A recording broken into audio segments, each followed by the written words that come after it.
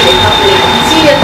देखो मैं इनको इतना नहीं जानती थी, बाकी थोड़ी बहुत मुलाकात उसमें शायद मैंने बहुत ज़्यादा ही जान ली, पर मेरे लाइफ में ऐसा बंदा मैंने फर्स्ट टाइम देखा अपनी लाइफ में, फर्स्ट टाइम। मतलब चलो मैं इतनी बड़ी तो है, लेकिन मैंने ऐसे बंदे मैंने फर्स्ट टाइम देखा है अपनी लाइफ में। अल्लाह ताला को कामयाबी दे और क्या सारी दुआएं के लिए आमीन आमीन। और ये बुलंदेशी बहुत है, ये भी चीज़ है, इसीलिए संजीदा बहुत है। इनकी हर कभी भी संजीदा होना कोई बुराई है बुराई नहीं है, कोई अच्छे इंसान है नहीं, बुराई नहीं, संजीदा है क्योंकि आगे का सोचते हैं इस वजह से।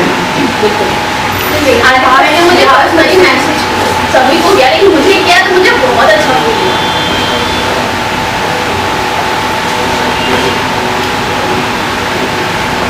मुझे बहुत अच्छा फील हुआ, उन्होंने मुझे पर्सनली मैसेज किया। मेरी सिस्टर, इनफैक्ट मेरी सिस्टर ने देखा वो मैसेज, उन्हें भी इतना अच्छा फील हुआ